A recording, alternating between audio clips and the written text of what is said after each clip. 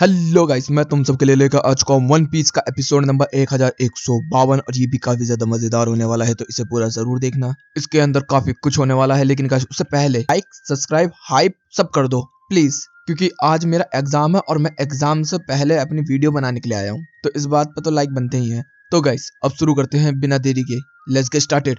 तो guys episode की शुरुआत में हम लोगों को दो लोगों की बात होती हुई देखने के लिए मिलती है, जो 26 साल पहले हो रही थी, जिसके अंदर हम लोग देखते हैं कि वेगापंक बैठा रहता है और उससे सामने वाला बंदा कह रहा होता है कि तू मेरे साथ मिलके वॉइड सेंचुरी के बारे में रिसर्च क्यों नहीं करता। अब वो होता है क्लोवर डी।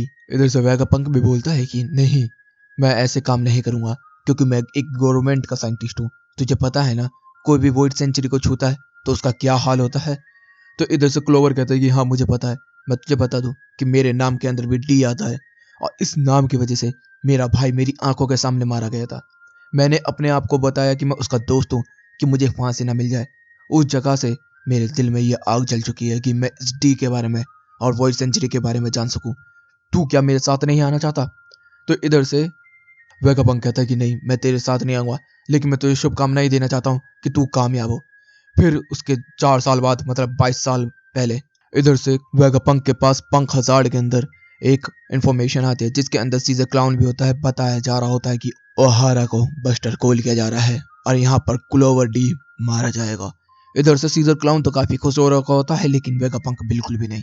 और उसके बाद हम देखते हैं दो साइंटिस्ट जो होते हैं वो कह रहे होते हैं कि उन्होंने वॉइड सेंचुरी के बारे में सर्च करने की कोशिश की, इसलिए वो मारे गए। और वो निको रोबिन का यहाँ पर पोस्टर देखता है। फिर कुछ महीने बाद वेगापंक ओहारा जाता है, जैसे कि हमें पता है, और फिर वहां जाके वो श्रद्धांजलि देता है और वहां पर कहता है कि मुझे माफ कर देना क्लोवर डी, तूने अपनी रिसर्च के लिए अपने आप को भी सेक्रीफाइस कर दिया। और हम लोग देखते हैं कि काफी सारी किताबें जो होती हैं वो एक पानी की झील के अंदर पड़ी होती हैं। फिर वो कहता है कि मैं अब तेरी कदमों पे चलूंगा, और वहां पर ओहारा को वो गुड बाय कर जाता है। फिर अनाउंसमेंट होती है, जिसके अंदर वो बोलता है कि जो इतिहास है उसे केवल वही लोग लिखते हैं जो जीतते हैं, हारने वालों को मिटा दिया जाता है। पूरा हमें अलग अलग दुनिया में अलग अलग लोगों को देखने के लिए मिलते हैं। फिर इधर रोबिन देखने को मिलती है, जिसके अंदर रोबिन रो रही होती है और वो सोच रही होती है कि केवल वही एक सर्वाइवर थी ओहारा के हिस्ट्री को लेके। लेकिन अब पता चलता है कि वेगापंक भी सब कुछ जानता है। फिर इधर से सीन बदलता हम लोगों को देखने मिलता है कि लिलित जो होती है, और यहाँ पर जिम्बे बम्बे होते हैं, जोरो कह रहा होता है कि जल्दी चलना है यहाँ से लेके। तो वो कह रही होती है कि अरे कोला बस्ट करेंगे, सामने वो बुड्ढा खड़ा है यार, तलवार मार के हमें नीचे गिरा देगा, हम पहुंच भी नहीं पाएंगे। तो इधर से वो कह रहे होते, तभी हम देखते हैं एटलस बहुत ही तेजी से वहां आता है और एक घूसे में उसको सुला देता है। यहाँ पर सब कहते हैं एटलस तूने ये क्यों किया। तभी यहाँ पर सीन बदलता है और हम लोग देखते हैं कि नीचे लड़ाई अभी भी चल रही है, जिसके अंदर जो जाइंट रोबोट एमे था वो सामने आ चुका होता है। लूफी उसे देख के काफी ज्यादा एक्साइटेड हो जाता है और वो कह रहा होता है कि जॉय बॉय, तेरे साथ मिलकर मुझे फाइट करने में काफी अच्छा लग रहा है, मैं फिर से मिलकर तेरे से काफी खुश हुआ हूँ। लूफी देखता पीछे कि कौन है, तो कहता कि मैं तेरे से बात कर रहा हूँ। कहते कि पता नहीं। तो कहते कि तुम जाओ, मैं इन सब लोगों को संभालता हूँ।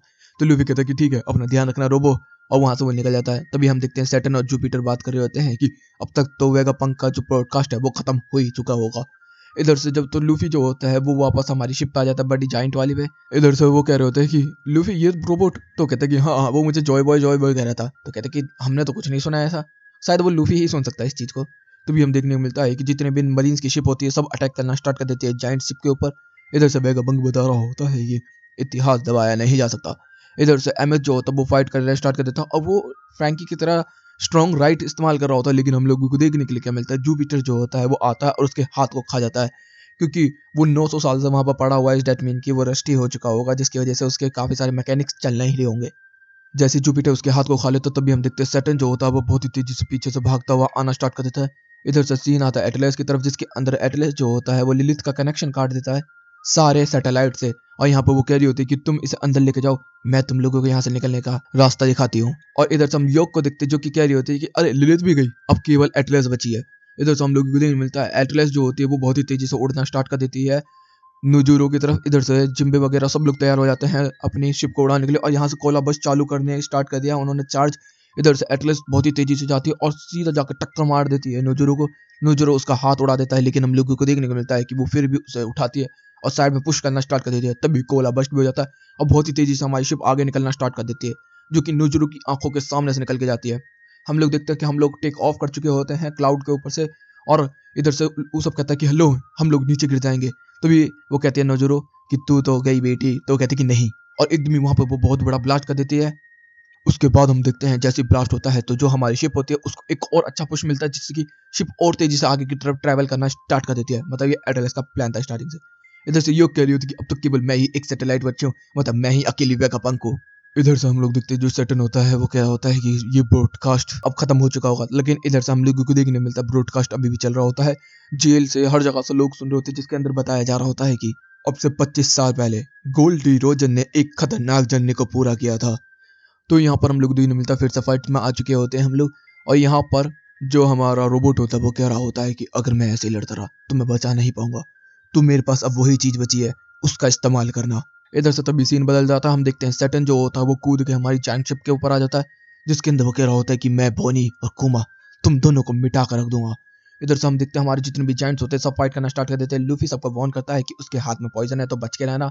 सब लोग अपने आप को ब्लॉक कर रहे होते हैं, और इधर से सैटर्न कह रहा होता है कि बोनी तू तो गई, तेरा बाप को भी मैं चीड़ कर रख दूंगा। इधर से लूफी भी उसको अटैक कर रहा होता है, उसको ब्लॉक कर रहा होता है। इधर से जो बोनी होती है वो धीरे धीरे करके खड़ी होती है, उसके हाफ रही होती है और वो कह रही होती है डिस्टॉर्शन फ्यूचर, और धीरे धीरे करके टॉर्नेडो बनना स्टार्ट हो चुका है। ऐसा लग रहा है सुपर सैयन बन जाएगी अभी की अभी। यहाँ पर हम लोग देखते हैं जितने भी हमारे हीरोज होते हैं सब सैटर्न को रोक रहे होते हैं, और बोनी धीरे धीरे करके ट्रांसफॉर्म हो रही होती है, छोटी से बड़ी 7 8 10 साल 15 साल 20 साल ऐसी साल की हो रही होती है, फिर धीरे धीरे करके व्हाइट हो रही होती है और वो आ जाती है फिर से अपने नेका फॉर्म के अंदर। इधर से लूफी उसे देखते काफी ज्यादा खुश हो जाता है और उसका हौसला अफजाई करना स्टार्ट कर देता है। तभी हम लोगों को देखने के लिए मिलता है वेगापंक बोल रहा होता है कि आज भी वो हथियार जिंदा हैं जिनसे तबाही लाई जा सकती है। जो भी तबाहियां आती हैं वो मैन मेड होती हैं, और वो हथियार आज भी हम लोगों के बीच में है और एक बंदे के हाथ में है। फिर इधर से हम लोग देखने में मिलता है कि कुमा की ब्लड लाइन के बारे में होती है। मार्को जो होता है वो याद कर रहा होता है कि जो फादर व्हाइट बियर्ड थे उन्होंने रेड लाइन के ऊपर एक घर की बात की थी। फिर लोरेनियन याद करने लगता है कि उसके ब्लड लाइन की इन्फॉर्मेशन के बारे में ही 100 मिलियन मिल जाते हैं। और फिर इधर से सांझे की बंदी भी याद करने लगती है 3 आंखों के बारे में, कि वो भी कोई स्पेशल हो सकती है, क्योंकि अलग अलग रेस है ना इसमें सारी की सारी। फिर हम लोगों को देखने मिलता है कि इधर से जो बोनी होती है वो निका बन जाती है, और वो कह रही होती है कि मैं तुझे किसी भी तरीके से रोक के रहूंगी, तूने मेरी जिंदगी खराब कर कर रख दी। इधर से लूफी जो होता है वो शैटन को रोक ही रहा होता है। इधर से बोनी अपना डायलॉग पूरा कर रही होती है कि तेरी वजह से मेरी माँ को सफर हुआ, मेरी माँ के साथ तूने एक्सपेरिमेंट किया, मेरे बाप को तूने स्लेव बना के रखा, तूने उसको हमेशा तकलीफ दी, लेकिन अब मैं तुझे बिल्कुल भी नहीं छोड़ने वाली। अगर गॉड्स होते हैं तो हीरोज भी होते हैं, और मेरे पिता मेरे लिए हीरो हैं। हम तीनों मिलकर बस खुश रहना चाहते थे। और वो याद करना स्टार्ट कर देती है अपने ही बचपन के अंदर, जो कि उसने नहीं देखा, अपने दिमाग के अंदर बनाने लगती है इमेजिनेशन की उसकी माँ कुमा और ये तीनों साथ में एक साथ खेल रहे कूद रहे हैं। इतने में जो बोनी होता है उसको गुस्सा आना स्टार्ट होता था, और वो कहती है निका पंच, और वो कॉन्करा रहा कि अपने हाथ में या आर्मनेंट हाथ इस्तेमाल करते हैं, क्योंकि हमें लाइटिंग भी देखने के लिए मिल रही है इसके अंदर। सैटर्न जो होता है वो उसको मारने वाला होता है। इतने में लूफी जो होता है उसके मुंह पर पंच मार के उसको पीछे कर देता, और वो कहती है ये है मेरा निका पंच। और निका पंच उसमें लगते ही वो हम देखते हैं कि सैटर्न पीछे की तरफ होना स्टार्ट हो जाता है और जाइंट के कोने पर लग जाता है। तो भी लूफी जो होता है वो गैटलिन करना स्टार्ट कर देता है अपनी आर्मनेंट हाकी के साथ, और धड़ धड़ पंच पंच पंच पंच पंच बरसते रहते हैं, और आंखों में इतना तेज पुश होता है जिससे कि सैटर्न उड़ जाता है और उसके शरीर में छेद छेद हो जाते हैं, और यहीं पे सैटर्न की डिफीट हो जाती है। और हम दूसरी तरफ कुमा स्माइल कर रहा होता है, और यहीं पे ये एपिसोड भी खत्म होता है। तो गाइस तुम लोगों को ये एपिसोड कैसा लगा जरूर बताना। मैं इसको 9 की रेटिंग दूंगा या तो 9.1 की दे दूंगा।